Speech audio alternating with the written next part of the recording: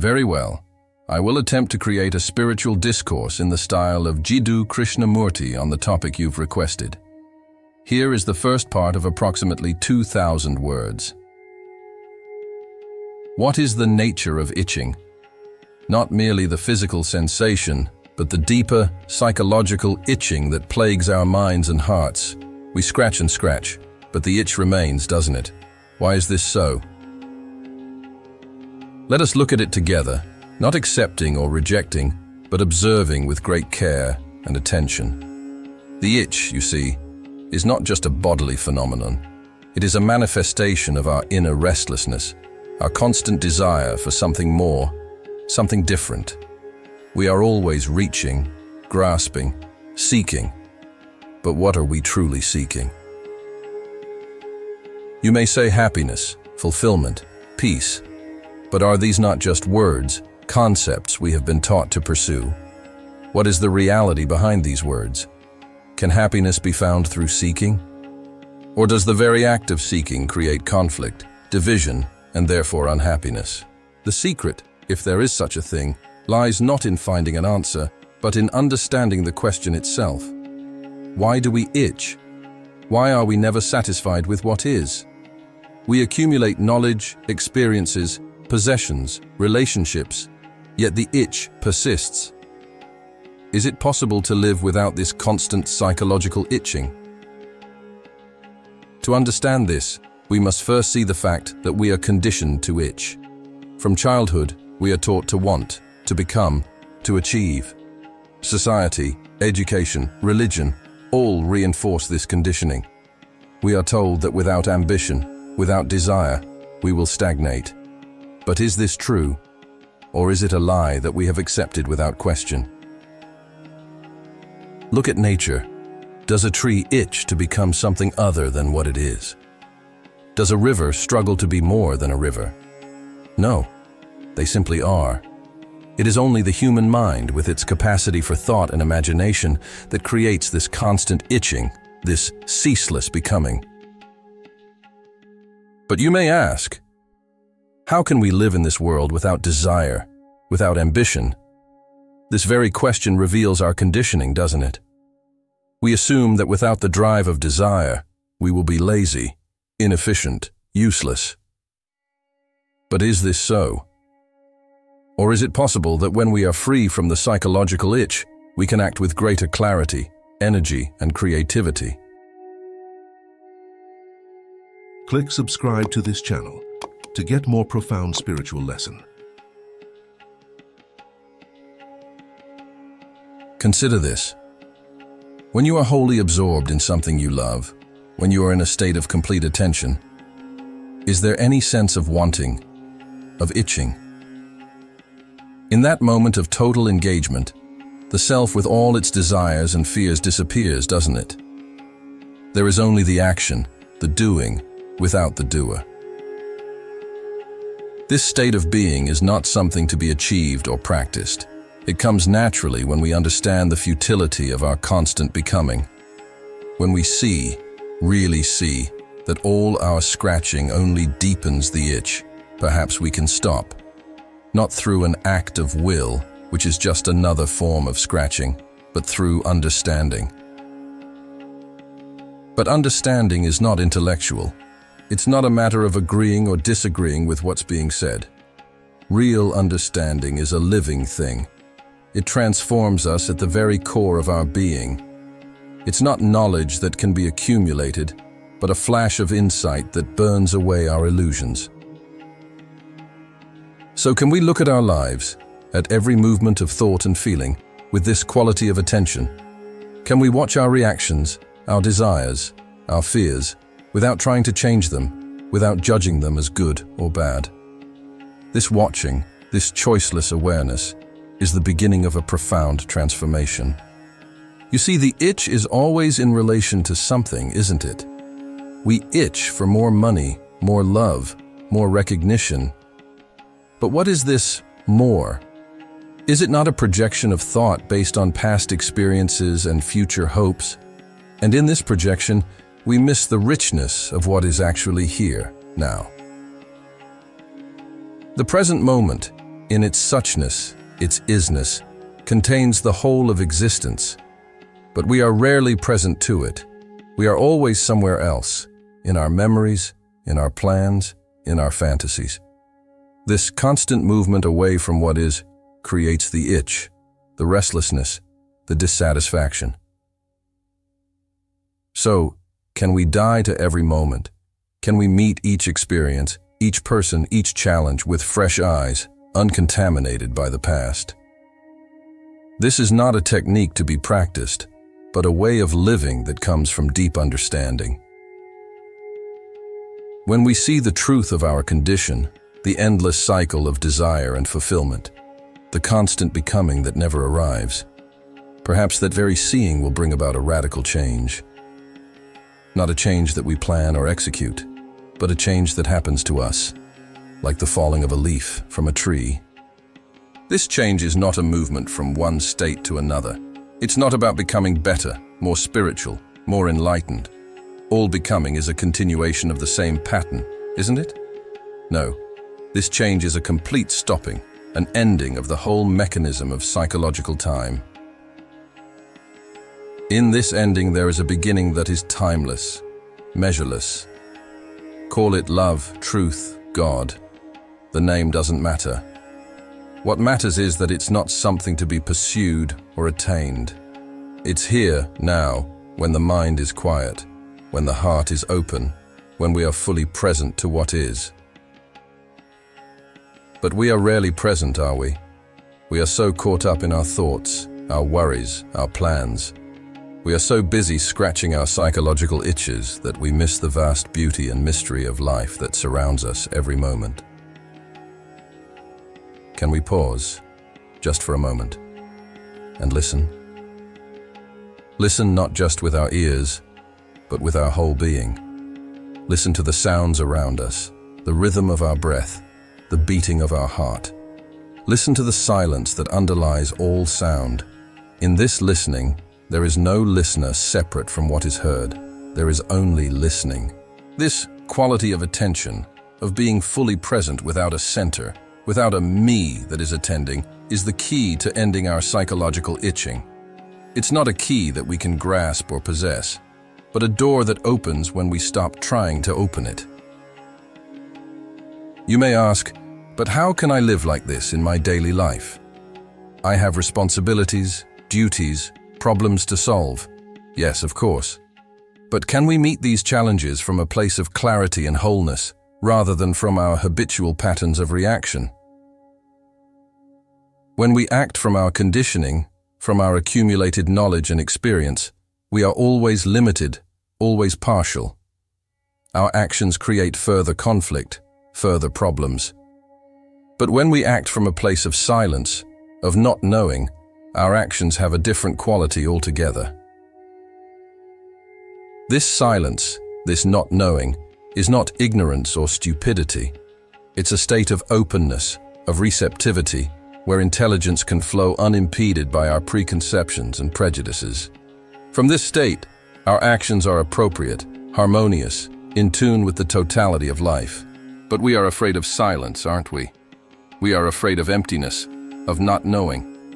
We rush to fill every moment with noise, with activity, with thoughts. We are addicted to our own mental chatter, our own psychological itching. Can we face this fear? Can we stay with the discomfort of not knowing, of having no answers, no direction? This is not a practice or a technique. It's a willingness to meet life nakedly, without the armor of our beliefs and opinions. In this nakedness, this vulnerability, there is immense strength. Not the strength of resistance or control, but the strength of complete openness, of total acceptance of what is. This acceptance is not passive resignation, but a dynamic, alive engagement with reality.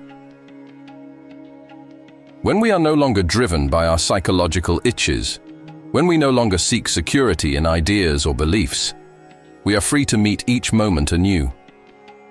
In this freedom, there is joy, not the pleasure that comes from satisfying our desires, but the joy that is inherent in being fully alive, fully present.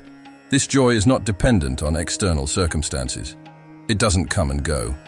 It's the very nature of our being when we are free from the tyranny of becoming, from the endless pursuit of what is not. So can we live like this? Can we meet each day, each person, each task, with this quality of attention, this freshness, this joy? It's not a matter of achieving or attaining anything. It's simply a matter of seeing things as they are, without distortion, without the filter of our conditioning. This seeing is not separate from acting. When we see clearly, action flows naturally, effortlessly. There is no conflict between what we understand and what we do. Our lives become a seamless whole, a living, breathing expression of truth. But for this to happen, we must be willing to question everything, our beliefs, our values, our very sense of self. We must be willing to let go of everything we think we know and meet life with beginner's mind, with the innocence of a child. This innocence is not naivety. It's a state of utmost sensitivity, of total awareness. In this state, we are open to the immensity of life, to the mystery that surrounds us and permeates us. We are no longer separate observers, but participants in the cosmic dance of existence. We have seen how our constant seeking, our endless becoming, creates a perpetual state of dissatisfaction. But what is the root of this seeking? Is it not fear? Fear of not being, fear of emptiness, fear of insignificance. This fear drives us to accumulate, not just material possessions, but experiences, knowledge, relationships. We hope that by adding more to ourselves, we will somehow become complete, whole, secure. But does this accumulation ever end? Does it ever bring the security we crave? Look closely at your own life. Has any achievement, any relationship, any experience ever brought lasting fulfillment? Or is there always a shadow of discontent, a nagging sense that something is missing? This sense of lack is not a personal failure. It's the very nature of a mind, caught in the process of becoming. As long as we are striving to be something other than what we are, we will always feel incomplete, always be scratching that existential itch. But what if we could see through this illusion of becoming? What if we could realize, not intellectually, but with our whole being, that we are already complete, already whole? This realization is not an achievement. It's a recognition of what has always been true. You may object, but I'm not complete. I have flaws, weaknesses, unresolved issues. Yes, of course. But who is it that sees these flaws? Who is aware of these weaknesses? Is it not a consciousness that is already whole, already complete? This consciousness, this awareness, is not personal. It's not yours or mine. It's the very ground of our being, the silent witness that observes all our thoughts, feelings, and sensations. This awareness is always present, always whole, regardless of the content of our experience. When we identify with the content of our consciousness, our thoughts, emotions, sensations, we feel incomplete, limited, separate. But when we recognize ourselves as the awareness in which all experience arises, we touch our essential nature, which is boundless, timeless, complete. This is not a metaphysical speculation or a religious belief. It's a direct perception that's available to anyone who looks deeply enough. But to see this, we must be willing to question our most basic assumptions about who and what we are. We assume we are separate entities, isolated egos struggling in a hostile world. But is this really true? Or is it a story we've been told and have accepted without question? Can we look beyond this story and see the reality of our interconnectedness, our fundamental non-separation from the whole of life? This seeing is not a matter of belief or faith. It's a matter of clear perception, of looking without the distorting lens of our conditioning. When we look in this way, we begin to see that our sense of separateness is an illusion, a mental construct that has no substantial reality. But this illusion is powerful. It shapes our entire experience of life. It creates the sense of lack, the psychological itching that drives us to seek, to become, to achieve. And in this seeking, we perpetuate our own suffering. So how do we break free from this pattern? Not by trying to break free, which is just another form of seeking, but by seeing it for what it is. When we see the futility of our seeking, when we understand deeply that no achievement, no experience, no relationship can ever fill the void we feel inside, perhaps we can stop. This stopping is not an act of will. It's not something we do. It's what happens naturally when we see the truth of our situation. It's like walking into a dark room and turning on the light. The darkness doesn't struggle against the light. It simply vanishes. In the same way, when we see clearly the nature of our psychological itching, it begins to lose its power over us. We no longer feel compelled to scratch every itch, to react to every desire or fear that arises in our minds. This doesn't mean we become passive or indifferent. On the contrary, we become more fully engaged with life, more responsive to its challenges and opportunities. But our actions no longer spring from a sense of lack or a desire to become something. They arise spontaneously from our perception of what's needed in each moment. This way of living requires great attention, great sensitivity. We must be awake to each moment, alert to the subtle movements of our minds and hearts. We must be willing to face our fears, our desires, our pain without flinching, without trying to escape. Can we live with such intensity? Can we meet each moment, each person, each challenge with total presence, holding nothing back? This is not a practice or a discipline. It's a question that we must live with, a fire that must burn in us. When we live in this way, we begin to touch the depths of our being. We begin to taste the joy that is our true nature. This joy is not dependent on external circumstances. It's not the opposite of sorrow. It's the very essence of our being, shining through when the clouds of our confusion and conflict clear away. But for this joy to manifest, we must be empty. Not empty in the sense of being blank or void, but empty of all the accumulations of our past, all our knowledge, all our experiences. Can we meet each moment with such freshness, such innocence? This emptiness is not a state to be achieved. It's our natural condition when we stop clinging, when we stop trying to be something other than what we are. In this emptiness, there is infinite potential, infinite creativity. From this empty, open space, we can respond to life with intelligence and compassion. Our actions are no longer driven by our personal fears and desires, but arise from a perception of the needs of the whole. We become instruments of a higher intelligence, channels for the creative energy of the universe. But to live in this way requires great courage. We must be willing to let go of everything we think we know, everything we think we are. We must be willing to die psychologically from moment to moment, to let go of our past and meet each experience anew. This psychological death is not morbid or depressing. It's liberating. When we die to our past, to our accumulated knowledge and experience, we are reborn in each moment.